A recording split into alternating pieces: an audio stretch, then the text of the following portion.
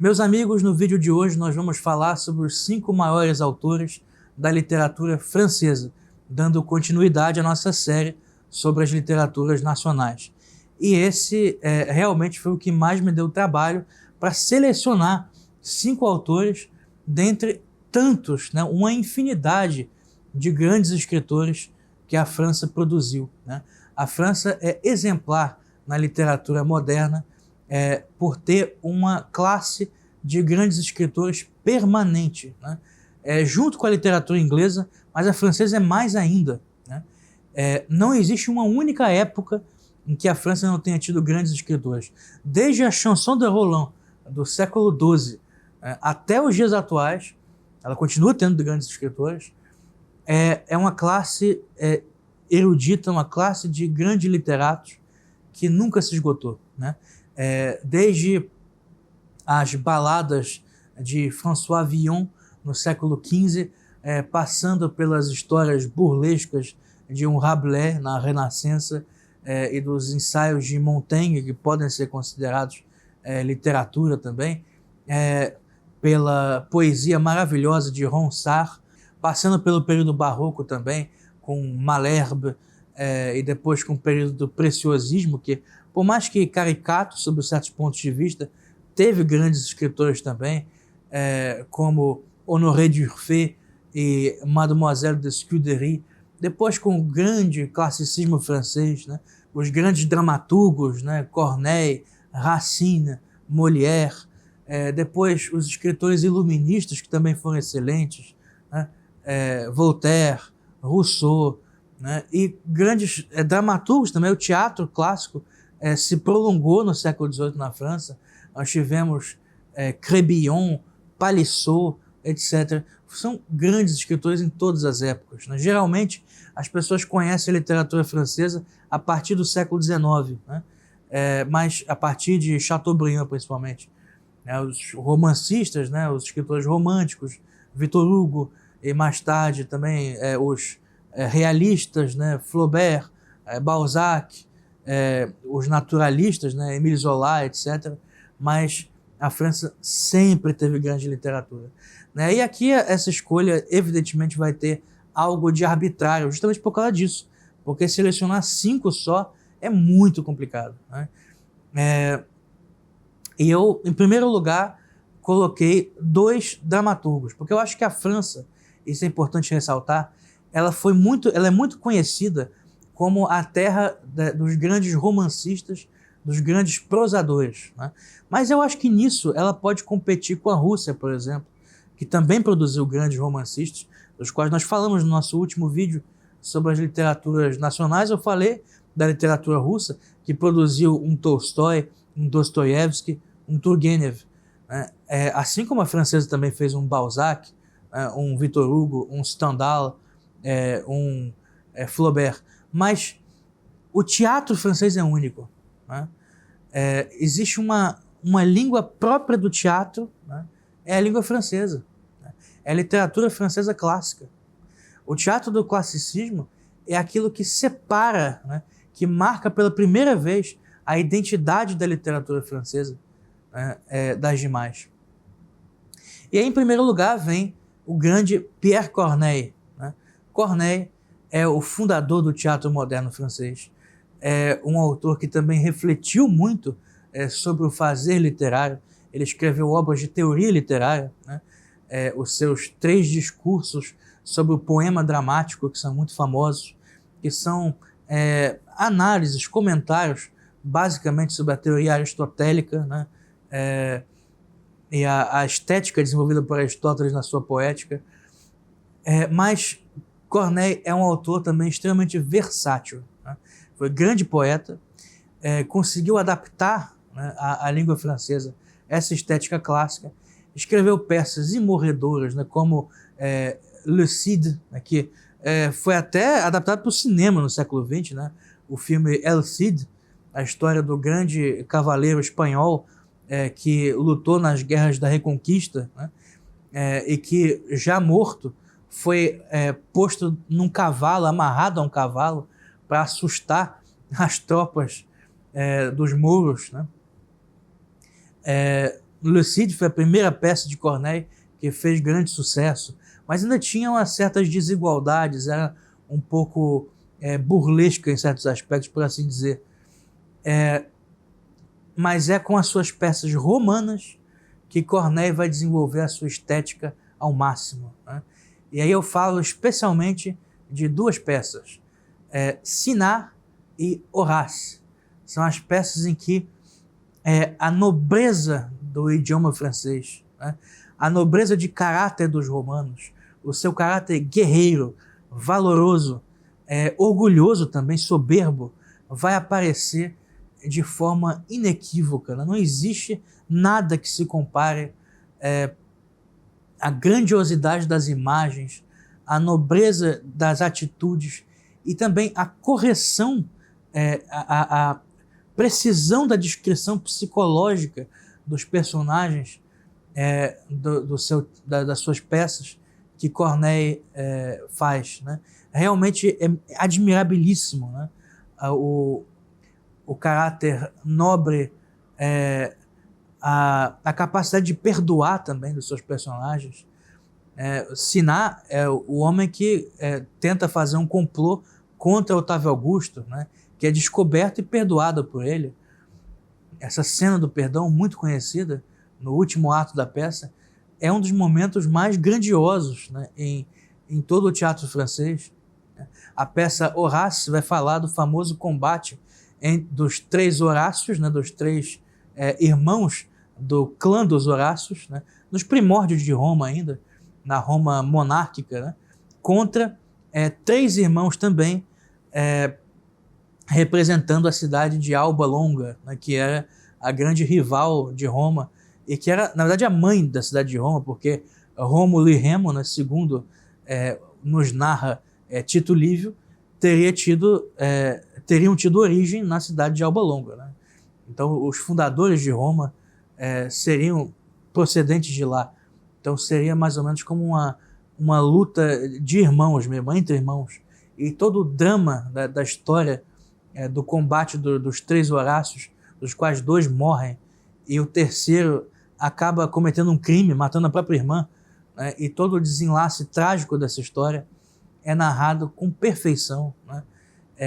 Perfeição dramática, por mais que o próprio autor se censurou, Corneille se censurou muito, porque ele teve que dividir a peça em dois momentos, né, dramáticos centrais, o primeiro em relação ao combate dos Horácios e o segundo com o assassinato da irmã do Horácio sobrevivente. Mesmo assim, né, é uma peça gigantesca, né? Corneille é um gigante, né? E na poesia também se destacou. Ele pôs o livro da Imitação de Cristo em versos, né?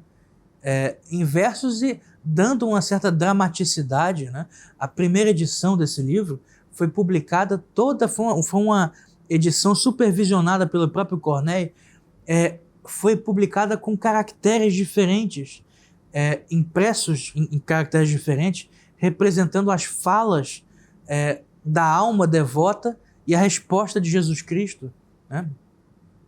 Então ele pôs toda uma mise-en-scène, né? Todo um teatro também, uma dramaticidade na sua versão em poesia da Imitação de Cristo, né? Também é uma obra maravilhosa. Aqueles que leem em francês, não percam a oportunidade, né? Foi o professor Carlos Noguet que me recomendou essa leitura e eu realmente não me arrependo de ter seguido o conselho dele de ler a versão em versos que Corneille fez da Imitação de Cristo. Muito bonita, né? Pois bem, então Corneille é o primeiro autor. O segundo deles é outro príncipe do teatro francês, que foi Molière, cujo nome verdadeiro era Jean-Baptiste Poquelin. Molière é só o seu nome de plume, né? O seu pseudônimo como escritor. Se Corneille vai se destacar pelas suas tragédias romanas, Molière vai ser o rei das comédias, né? E não é só na comédia francesa que ele vai se destacar no teatro universal, né? Quando se fala em comédia, já se pensa em Molière, né? Muito associado a ele o adágio latino ridendo castigat mores, né? Rindo corrigem seus costumes, né? Na verdade, esse adágio não é da Antiguidade Clássica, ele foi composto por um autor francês daquela época mesmo, chamado Jean Santel, mas cabe perfeitamente, cabe como uma luva para o teatro de Molière, porque realmente o que ele se dedicou a fazer foi isso, foi corrigir os costumes de todas as classes da sua época, debochando de todas.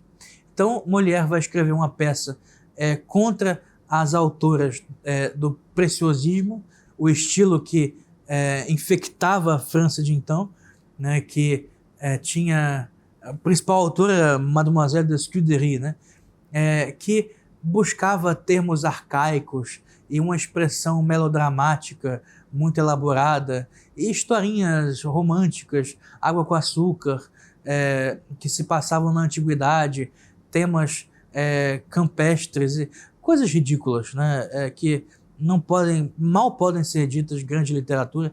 O caso de Mademoiselle de Scudéry é uma exceção, porque ela foi uma escritora de valor, mas a maioria dos autores que marcaram essa época foram completamente esquecidos pela posteridade, né? E o preciosismo, geralmente as escritoras eram mulheres, né? Foi ridicularizado, foi posto a nu por Molière na peça Les Précieuses Ridicules, né? As Preciosas Ridículas, né?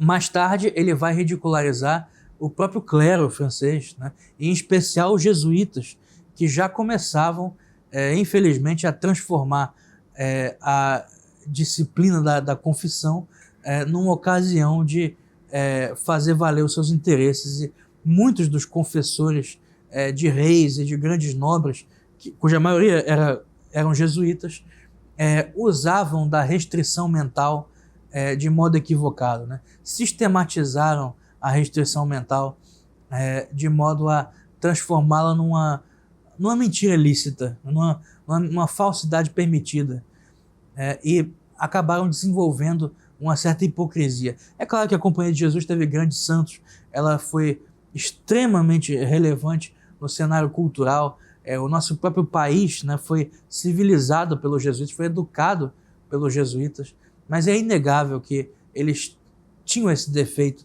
de maneira geral, né? Essa hipocrisia e essa sistematização da restrição mental em prol dos próprios interesses da Companhia de Jesus. Isso de fato aconteceu, né? E Molière, na peça Le Tartuffe, né, vai ridicularizar o clero francês também da sua época, né? Razão pela qual ele vai ter problemas com a igreja, né?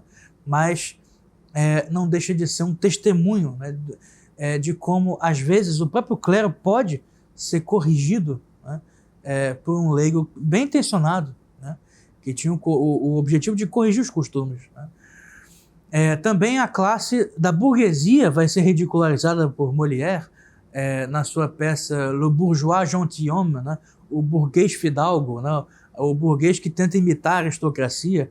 É uma figura também muito conhecida, que essa aí existe até hoje. Quer dizer, todos os tipos sociais franceses vão ser alvos do deboche de Molière, mas com objetivos nobres, não com o objetivo de avacalhar tudo, né, mas de enobrecer a sua plateia, né. Molière foi ele mesmo diretor das suas peças e frequentemente ator, né? E é como ator que ele vai morrer, representando uma peça, a sua última peça, Le Malade Imaginaire, o Doente Imaginário, em que ele vai morrer no palco, né? Representando a sua última peça. Ele vai ter um mal súbito e já cai morto no próprio teatro.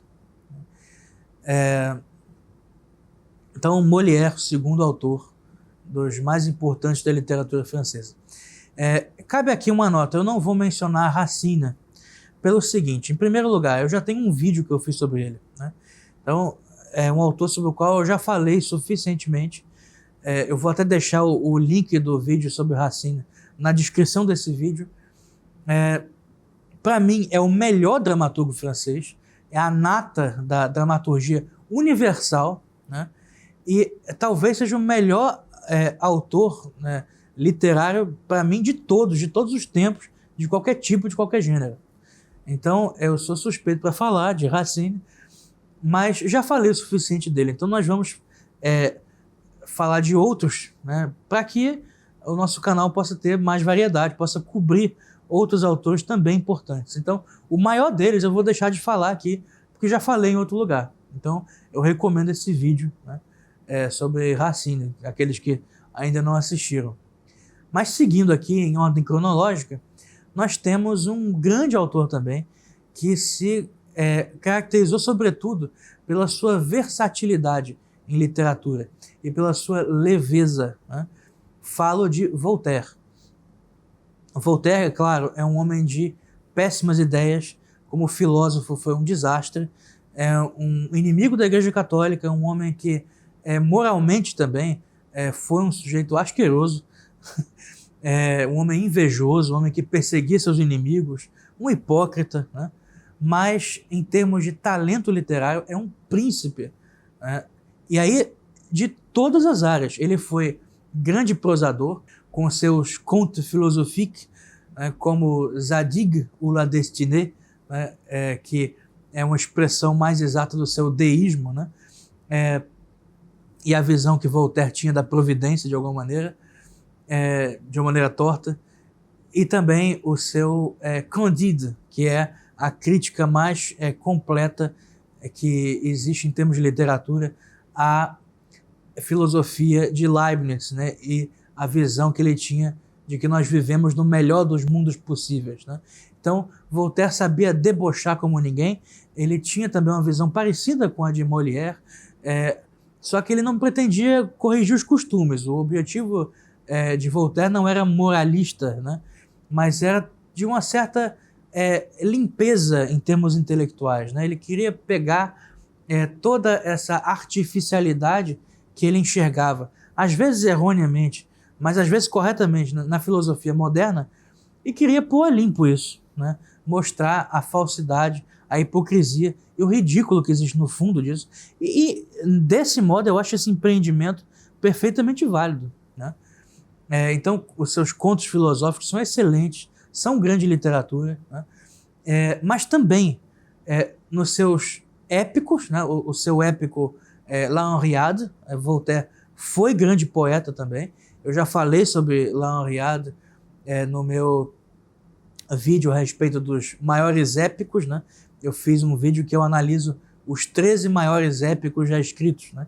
E eu falo sobre o grande épico da língua francesa, que é a história do rei Henrique IV, o primeiro rei Bourbon, narrada por Voltaire, nesse poema que é de juventude, né? Que ele escreveu antes de completar 30 anos, mas que é um dos grandes poemas épicos de todos os tempos, né? Então, Voltaire era excelente poeta também, e dramaturgo, né? As suas peças são como que um prolongamento do classicismo francês, né? A sua peça Maomé, ou o Fanatismo, né? É verdade que ele exagera um pouco, ele apresenta Maomé como uma espécie de trambiqueiro, né? De farsante mesmo, de prestidigitador que vai ludibriar as massas fanatizadas pelo Islã, né? É uma visão simplista de Maomé, uma visão que eu acho equivocada, mas que não deixa de ser interessante.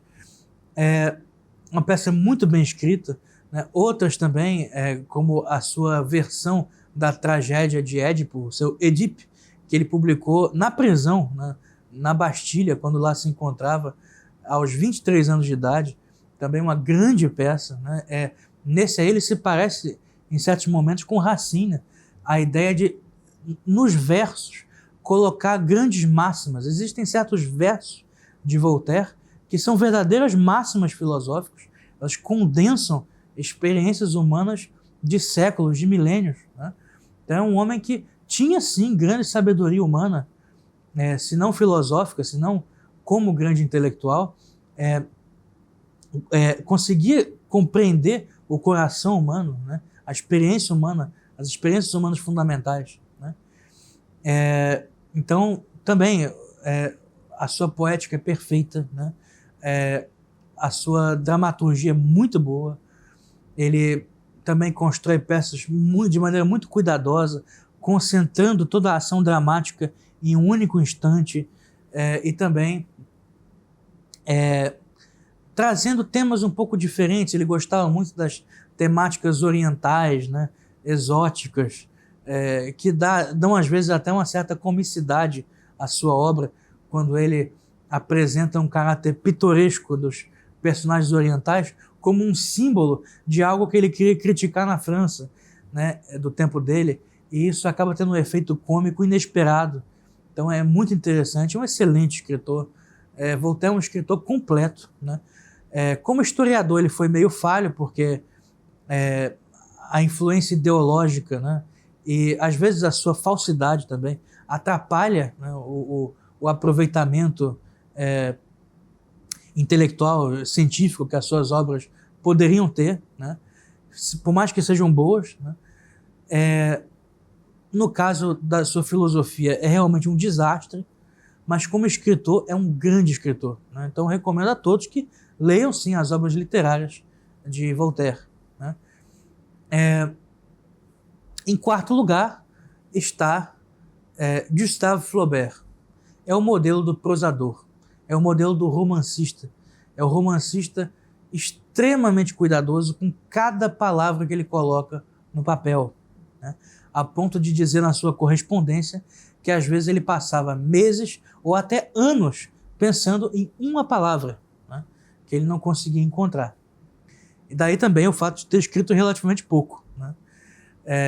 Os romances de Flaubert são perfeitos sob o aspecto da forma e também o aspecto o que ele chamava de o termo próprio, né, le mot juste. Ele é realmente um modelo para todos aqueles que querem começar a escrever, que querem aprender o que escrever bem em prosa, Flaubert, né? E também vai pegar grandes temas, né, ou tirados da história, como Salammbô, por exemplo, que vai narrar o drama de uma personagem fictícia, né, que seria a filha de Amílcar Barca, né, o grande general e estadista cartaginês durante as guerras púnicas, né? Pai também de Aníbal, né, e de Asdrúbal, esses historicamente existentes, como também em romances que vão mostrar a realidade social mesmo da sua época, como é o caso de Madame Bovary, que é um romance modelo do tipo da mulher burguesa fútil, né? A mulher que vai estragar a própria vida, destruir a sua família e acabar se suicidando por conta de uma necessidade de preencher o vazio da sua existência com aventuras, né, e coisas que ela lia nos romances e achava interessante, né? Também vai escrever um romance sobre a tentação de Santo Antão no deserto, né? É um escritor completo, né, um grande prosador da língua francesa. É extremamente conciso também, né? Ele tinha um poder de síntese muito grande, Flaubert. Então, Gustave Flaubert é o nosso quarto autor. Em último lugar, mas não menos importante, evidentemente, eu escolhi Marcel Proust, justamente por ele percorrer o caminho contrário. Se Flaubert consegue condensar em uma única palavra, em uma única expressão, uma quantidade imensa de experiência, o contrário é feito por Proust. Ele consegue pegar um único momento, uma única experiência, um único sentimento, né, e explorar toda a riqueza que existe ali no fundo. Então ele pega uma única sensação, né, a de você sentir uma toalha no seu rosto, ou a de você sentir um perfume, ou a de comer um bolinho molhado no chá, né, ou a posição em que você dorme. E vai pegar essas coisas, essas reminiscências, esses pequenos detalhes, né, e mostrar a riqueza que isso tudo evoca na sua memória, né? E vai escrever isso com uma prosa maravilhosa, né? Extremamente rica do ponto de vista musical, inclusive, escreveu com musicalidade, com uma elegância incomparável, uma grande riqueza psicológica também. a sua obra principal, Em Busca do Tempo Perdido, em termos de enredo, é até pobre, né? É a história, é quase uma autobiografia, né? Proust, de certa maneira, de maneira fictícia, ele é uma espécie de memorialista, né? Do início do século XX, final do século XIX, da Belle Époque, né? Só que ele é mais do que isso, né? A sua obra tem até uma riqueza simbólica também, né? Proust leu os ensaios de John Ruskin sobre as catedrais góticas e ele reproduziu isso na sua obra. Os 7 volumes de Em Busca do Tempo Perdido formam a estrutura de uma catedral gótica, né?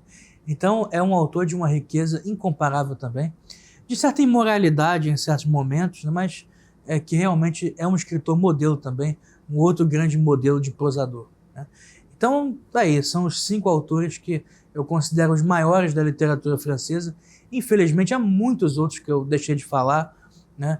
O principal deles, Racine, eu preferi deixar que vocês assistam o vídeo que eu já preparei sobre ele, né? Também tem um vídeo sobre Victor Hugo, que é outro dos grandes autores franceses, dos mais importantes.